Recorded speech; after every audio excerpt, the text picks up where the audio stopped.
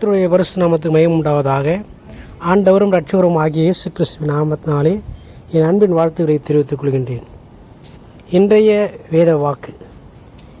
வேத வாக்கு வாய்ப்பேச்சில் மட்டுமல்ல, கிரியையிலும் காண்பியுங்கள். லூக்கா எழுதிய சுவிசேஷ புத்தகம் 6ஆம் அதிகாரம் 46வது வசனம். என்னை ஆண்டவரே ஆண்டவரே என்று நீங்கள் சொல்லியும் நான் சொல்லுகிறபடி நீங்கள் செய்யாமல் போகிறதென்ன என்று இந்த வசனம் சொல்லுது. பிரியமானவர்களே, கிறிஸ்தவரிடத்தில் பொதுவாக காணப்படும் பாவம் விசுவாசத்தை பற்றி பேசுவது, ஆனால் நடைமுறையில் அதை செயல்படுத்தாதது. இயேசுவுக்கு பின் சென்றவர்கள் அநேகர் அவர்கள் ஆண்டவரே என்று கூப்பிட்டு அவரை மகிமைப்படுத்துவதோடு விட்டுவிடுகிறார்கள். மகிமைப்படுத்துவது போல காண்பித்தார்கள், ஆனால் அவர் கட்டளைக்கு சிறிதும் கீழ்ப்படியவில்லை. ஆண்டவரை மகிமைப்படுத்தினார்களே தவிர ஆண்டவருடைய கட்டளைகளுக்கு அவர்கள் கீழ்ப்படியவில்லை. இது ஆதி திருச்சபையிலும் இருந்தது. எனவே தான் அப்போஸ்தலன் யாக்கோபு தன் நிருபத்தில் நீங்கள் உங்களையே வஞ்சியாதபடிக்கு திருவசனத்தை கேட்கிறவர்களாய் மாத்திரமல்ல அதன்படி செய்கிறவர்களாயும் இருங்கள் என்று எச்சரிக்கை கொடுக்கிறார் என்று யாக்கோபு 1:22 வாசிக்கிறோம். நாம் கேட்கிறவர்களாய் மாத்திரமல்ல அதன்படி செய்கிறவர்களாக, ஆண்டவர் கொடுத்ததான வார்த்தைகளின்படியே நாம் வாழ்கிறவர்களாக காணப்பட வேண்டும் என்று பார்க்கிறோம். ஒன்றை நாம் மனதில் வைக்க வேண்டும். நம் இருதயங்களில் பாவத்தை வைத்து கிறிஸ்துவ ஜீவித்தை வாழ்ந்தோமானால் நமக்கு கிறிஸ்தவன் என்ற பெயர் வீணாக இருக்கும்.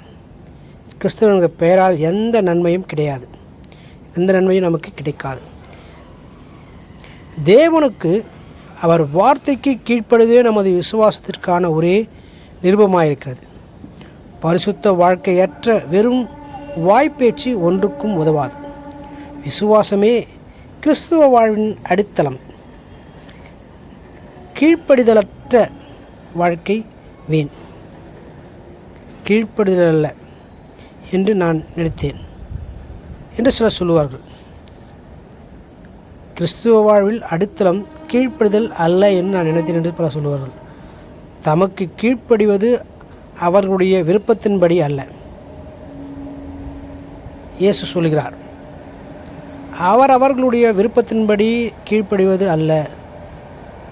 தெளிவாக கூறுகிறார், அவருக்கு கீழ்ப்படிதல் கிறிஸ்துவ வாழ்விலே இன்றியமையாததாக இருக்கிறது.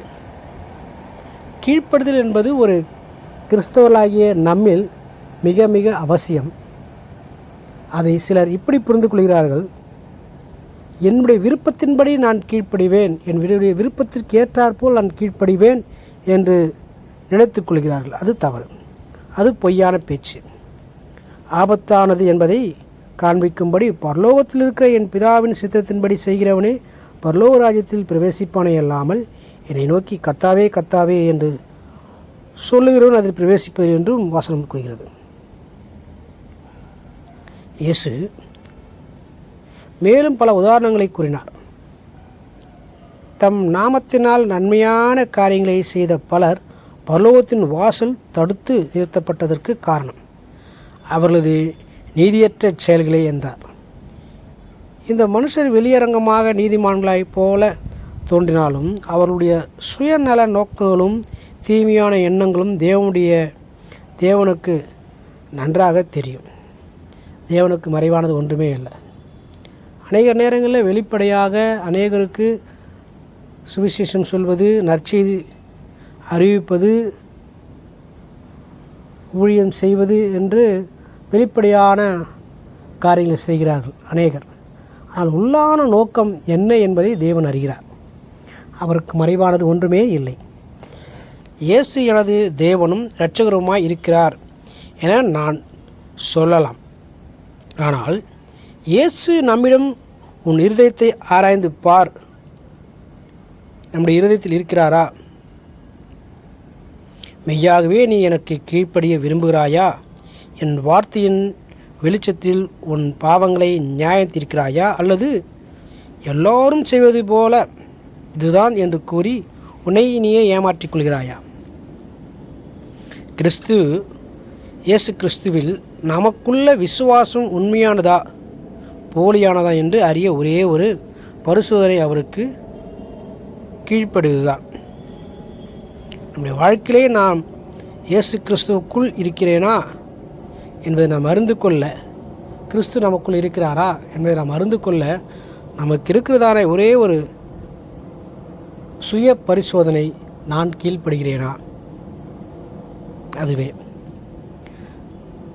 நாம் ஒவ்வொரு நாளும் ஆண்டவரிடத்தில் இப்படியாக கேட்கலாம். ஆண்டவரே, உமக்கு கீழ்ப்படிந்திருக்கும் போது உம்மை நேசிக்கிறேன், என்னில் அல்ல உம்மில் அதிக விசுவாசம் வைத்துள்ளேன் என்று காட்டுகிறேன். இயேசுவே, ஆண்டவர் என் உதட்டால் மட்டும் சொல்லலாகாது, அவர் கட்டளைக்கு கீழ்ப்படிந்து வாழ்வில் சாட்சியாய் வாழ்ந்து அவரை பின்பற்ற எனக்கு உதவி செய்யும் என்று நாம் கேட்கலாம்.